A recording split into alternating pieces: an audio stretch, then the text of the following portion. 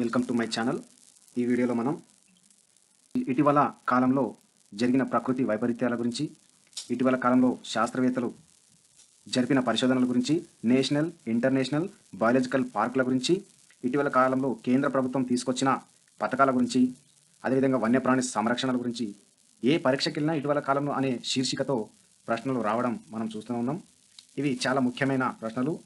Video కొంచెం లెంతీగా అనిపిస్తే speed పెంచుకొని తప్పకుండా పూర్తిగా చూడండి. ముఖ్యమైన ప్రశ్నలన్నీ కలిపి ఈ వీడియోలో చేయడం జరిగింది. ఈ వీడియో పూర్తిగా చూసి తప్పకుండా లైక్, షేర్, కామెంట్ చేయగలరని నా మనవి. Let's go for first question. ఇటీవల కాశ్మీరీ శాస్త్రవేత్తలు హోవర్ ఫ్లైకి చెందిన నూతన జాతిని కనుగొన్నారు.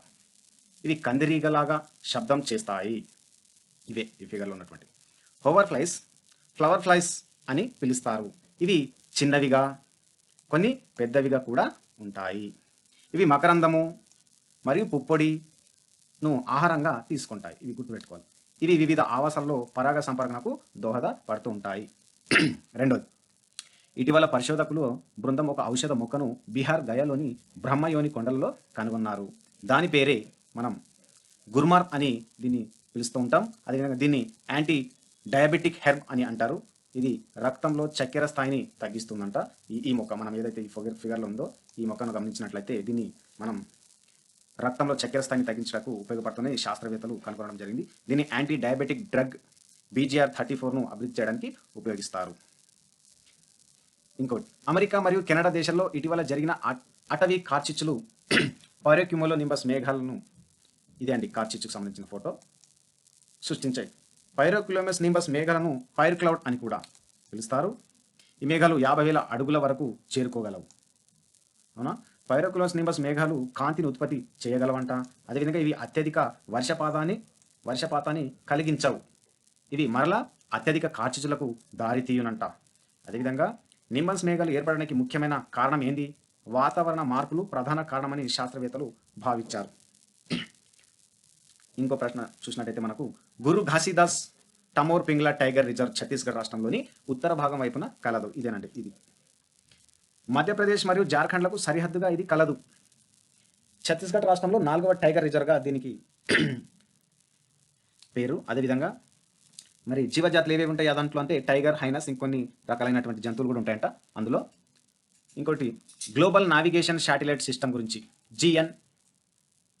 GNSSIR global navigation satellite system. ఇదే రిఫ్లికే సిగ్నల్, డైరెక్ట్ సిగ్నల్ GNSS. ఇక్కడ మనకు సీ లెవెల్ కూడా చూడొచ్చు మనం, water level, sea level antenna ద్వారా నుంచి. మరి దీని యొక్క ఉపయోగాలు ఏంటంటే ఓషస్ సర్ఫేస్ అండ్ అనాలసిస్, మృతికల్లో తేమ అంచనాలు, మట్టిలో ఉన్నటువంటి తేమ అంచనాల గురించి, క్రయోస్పియర్ అధ్యయనంలో GNSSIR ఆధారిత రిమోట్స్ సెన్సింగ్ను ఉపయోగించుకోనున్నారు. అదేవిధంగా SIC-UV డోసిమీటర్, ఇది గగన్యాన్ మిషన్ మరియు గామా రేడియేషన్ కోసం వాడే హై డోస్ అలారం సెన్సార్గా మరియు క్రూడా మ్యాడిల్లో వ్యూ పోర్ట్గా UV-IR రేడియేషన్ను మానిటరింగ్ చేయనుంట. ఇంకోటి, ఆరోది చూద్దామండి. ఇటీవల నామా దాఫా నేషనల్ పార్క్లో ఒక 4 రేంజ్డ్ బటర్ఫ్లైని 61 సంవత్సరాల తర్వాత గుర్తించడం జరిగిందంట. చాలా ముఖ్యమైన ప్రశ్న ఇక్కడ ఉన్నాయి చూడండి. ఇది సటిరినే బటర్ఫ్లై జీవజాతికి చెందినటువంటి ఇది. దీనికి 61 సంవత్సరాల తర్వాత తిరిగి గుర్తించడం జరిగిందంట. అదే దీనిని గతంలో అస్సాంలో 1957లో గుర్తించడం జరిగింది. భారతదేశంలోని 35 జీవజాతుల్లో 23 ఈశాన్య భారతదేశంలోనే గుర్తించబడ్డాయి. అత్యధికంగా జీవ వైవిధ్యం కలిగినటువంటి చైనా దేశంలో కలదు. ఎప్తిమా 4 రేంజ్డ్ బటర్ఫ్లైని ఎప్తిమా అని కూడా పిలుస్తారు. నామ్ దాఫా నేషనల్ పార్క్ ఎక్కడుంది? మరి ఇది చూసినట్టయితే అరుణాచల్ ప్రదేశ్లో మనకు ఈ నామ్ దాఫా నేషనల్ పార్క్ అనేది కనిపిస్తుంది. అండ్ ఇంకోటి, ఈ చేపను చూడండి ఒకసారి ఎట్లుందో. భూమి కింది వైపు నీటిలో అడుగు భాగంలో ఉంది కదా. నూతనంగా కనుగొనబడిన లోజ్ అనే నూతన జీవజాతి అన్నది మంచినీటి అడుగు భాగంలో నివసించే చేప. ఈ చేప మంచినీటి అడుగు భాగంలో నివసిస్తుందండి. ఇది ఆగ్నేయ ఆసియాలోని నదులలో కనిపించును. నూతన చేప జాతి బరక్, సుర్మా, మేఘ్నా డ్రైనేజీ వ్యవస్థ మేఘాలయాల్లో దీన్ని గుర్తించడం జరిగింది. ఓకేనా? అదేవిధంగా పార్కిన్సన్ వ్యాధి, ఇది ఏజ్డ్ పర్సన్లో వస్తుందండి. ముసలి వాళ్ళలో ఎక్కువగా వస్తుంది, 60 సంవత్సరాలు దాటిన వారిలో. పురోగతి చెందే నాడీ సంబంధిత రుగ్మత, ఇది నాడీ వ్యవస్థపై ప్రభావం చూపును. ఈ వ్యాధి వచ్చినప్పుడు రోగి తన చలనం, నడవడానికి, అదేవిధంగా శరీరం సహకరించదండి, నియంత్రణ కోల్పోతాడు. ఆ వ్యాధి వచ్చిన వారు సాధారణంగా వయసు పెరిగే కొద్దీ పార్కిన్సన్ వ్యాధి అభివృద్ధి ప్రమాదంలో పెరుగుతుందని సగటు 60 సంవత్సరాల వయసులోనే ఇది ప్రారంభమవుతుందని మనం గమనించాలి. అనేక అధ్యయనాల ప్రకారం పార్కిన్సన్ వ్యాధి మహిళల కంటే ఎవరిలో ఎక్కువ వస్తుంది, పురుషులలో పై ప్రభావం ఎక్కువ చూపిస్తుందని మనం గుర్తుంచుకోవాలి. 9. కేంద్ర ఆరోగ్య శాఖ మంత్రి ఇటీవల నేషనల్ మెడికల్ రిజిస్టర్ పోర్టల్ను న్యూఢిల్లీలో ప్రారంభించారు. అడుగుతారు మనకు ప్రశ్న. మెడికల్ రిజిస్టర్ పోర్టల్ను కేంద్ర ఆరోగ్య శాఖ మంత్రి ఎక్కడ ప్రారంభించారు అని అడిగినప్పుడు మనం న్యూఢిల్లీలో అని రాయాల్సి ఉంటుంది. నేషనల్ మెడికల్ కమిషన్ యాక్ట్ 2019లోని సెక్షన్ 13 కింది నేషనల్ మెడికల్ రిజిస్టర్ అనేది తప్పనిసరి. నేషనల్ మెడికల్ రిజిస్టర్ అనేది భారతదేశంలో డాక్టర్కు సంబంధించి ఒక డైనమిక్ డేటాబేస్ లాగా పనిచేస్తుంది. నెక్స్ట్, ట్యాలీ వ్యాలీ వన్యప్రాణి సంరక్షణ కేంద్రం. ఇది అరుణాచల్ ప్రదేశ్ రాష్ట్రంలోని లోవర్ సుబానసిరి జిల్లాలో కలదు. పాంజీసిపు, కరింగ్ మరియు సుబానసిరి నదులు దీన్ని గుండా ప్రయాణిస్తాయి. ఆ ప్రవహించినటువంటి నదులు ఏవి? పాంజీ, సీపు, కరింగ్ మరియు సుబానసిరి. గుర్తుంచుకోవాలి. ఆ నదులు కూడా ఎక్కడ ప్రయాణిస్తాయి? అరుణాచల్ ప్రదేశ్ రాష్ట్రంలో. ఈ వన్యప్రాణి సంరక్షణ కేంద్రంలో అపాటని తెగ ట్రైబ్స్ అండి వారు నివసిస్తారు. ఓకేనా. ఉప ఉష్ణ మండల మరియు ఆల్రైన్ అడవులు ఇక్కడ కలవు. అదేవిధంగా ఇంకో ముఖ్యమైన ఆన్సర్ ఏంది? ప్లియోబ్లాస్టర్ సియోని అనే ఓ రకమైన వెదురు కేవలం ట్యాలీ వ్యాలీలో మాత్రమే ఉంటుంది. ఇది కూడా గుర్తుంచుకోవాలి. పశ్చిమ కనుమలలోని దక్షిణ వైపున జూలాజికల్ సర్వే ఆఫ్ ఇండియా వారు 2 నూతన సాలీడు జీవ జాతులను కనుక్కున్నాడు. అవునా. మిమెంటస్ స్పినాట్స్, మిమెంటస్ పార్వులస్, ఈ 2 కూడా కనుగొనడం జరిగిందండి. పశ్చిమ కనుమలలో దక్షిణ వైపున జూలాజికల్ సర్వే వాళ్ళు ఇండియాకి చెందిన వారు కనుగొనడం జరిగింది.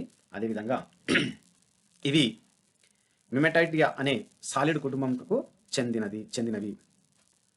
భారతదేశంలో 118 సంవత్సరాల తర్వాత తిరిగి వీటిని గుర్తించడం జరిగింది. ఈ జాతిని గుర్తించడం జరిగింది. అదేవిధంగా ఈ రెండింటిని గుర్తించిన తర్వాత భారతదేశంలో మిమెటస్ జాతుల సంఖ్య 3కి చేరుకున్నది. ఎన్నిటికి? 3కి చేరుకున్నది. దక్షిణ భారతదేశంలో గుర్తించడం జరిగింది. 12 చూసినట్టయితే మధ్య ఆసియాలోని కిర్గిస్తాన్ ప్రాంతంకు చెందిన 165 మిలియన్ సంవత్సరాలకు చెందిన నూతన డైనోసార్ జీవజాతి ఆల్పక్రాకుస్ కిర్గజెకస్ను గుర్తించడం జరిగింది. ఇదేనండి, ఈ బొమ్మ చూడండి. దీన్ని గుర్తించడం జరిగింది. ఇదేంటంటే ఇది జూరాసిక్ కాలంలోని కాలోవియస్ ఏజ్కు చెందినటువంటిది. డైనోసార్ గ్రూప్లలోని ఒకనొక అతి ముఖ్యమైనది థెరోపాడ్ డైనోసార్. మధ్య యూరప్ మరియు తూర్పు ఆసియాల మధ్య గుర్తించబడిన మొదటి అతిపెద్ద డైనోసార్గా మనం గుర్తుంచుకోవాలి. తెలుసు కదండి, ఆస్ట్రేలియా ఉంటాయి. ఇవి మరణించడం జరిగిందనమాట. ఇది మ్యాజిక్ అనే పెంగ్విన్తో స్వలింగ సంపర్కం నిర్వహించును. జంటు పెంగ్విన్లు ప్రత్యేకంగా దక్షిణార్ధగోళంలో కనిపిస్తాయి. జంటు పెంగ్విన్లు నదీ తీరాల్లో ప్రధానంగా కనిపిస్తాయి. నదీ తీరాల్లో ఉంటాయి. చివరి ప్రశ్న చూసినట్టయితే మనం ఇటీవల ministry of new and renewable energy వారు PM సూర్య ఘర్ ముఫ్త్ బిజ్లీ యోజన, తెలుసు కదండి, సోలార్ గురించి నరేంద్ర మోడీ గారు ప్రారంభించారు. నమూనా సౌర గ్రామం, మోడల్ సోలార్ విలేజ్ అనమాట మోడీ గారు ప్రారంభించింది. అమలు చేయడం కోసం నియమాలను తెలియజేస్తుంది. ఏమేమి నియమాలు ఉన్నాయన్నట్టు గమనిద్దాం ఒకసారి. మోడల్ సోలార్ విలేజ్ కింద దేశంలోని ప్రతి జిల్లాలో ఒక మోడల్ సోలార్ విలేజ్ను ఏర్పాటు చేయనున్నారు. ఎంపిక చేయబడిన సౌర గ్రామానికి 1 కోటి రూపాయలు ఇవ్వడం జరుగుతుంది. ఇందులో గ్రామంను ఎంపిక చేయాలంటే ఆ గ్రామంలో రెవెన్యూ గ్రామం అయి ఉండాలి. అదేవిధంగా 5,000 జనాభా కలిగి ఉండాలి. ఎంత? 5,000 జనాభా కలిగి ఉండాలి. ప్రత్యేక కేటగిరీ హోదా కలిగిన రాష్ట్రాల్లో జనాభా 2,000 ఉంటే సరిపోతుందండి. అదేవిధంగా ఈ స్కీమ్ రాష్ట్రాలు కేంద్ర పాలిత ప్రాంతాలు రెన్యూవబుల్ ఎనర్జీ డెవలప్మెంట్ ఏజెన్సీ వారు నిర్వహిస్తారు. ఎవరు? రెన్యూవబుల్ ఎనర్జీ డెవలప్మెంట్ ఏజెన్సీ వారు నిర్వహిస్తారు. PM సూర్యఘర్ ముఫ్త్ బిజ్లీ యోజన ఈ స్కీమ్ కింద కేంద్ర ప్రభుత్వం 300 యూనిట్లు ఉచిత విద్యుత్ నెలకు అందించడం జరుగుతుంది. 1 కోటి గృహాలకు విద్యుత్ను అందించడం దీని యొక్క లక్ష్యం. ఈ స్కీమ్ కింద పట్టణ స్థానిక సంస్థలు మరియు పంచాయతీలకు రూఫ్టాప్ సోలార్ వ్యవస్థను పెంపొందిస్తే ప్రోత్సాహకాలను అందించడం జరుగుతుంది. ఇదండి మనం ఈరోజు క్లాసు. నచ్చినట్టయితే లైక్ చేయండి, షేర్ చేయడం మాత్రం మర్చిపోకండి. థ్యాంక్ యూ, ధన్యవాదాలు.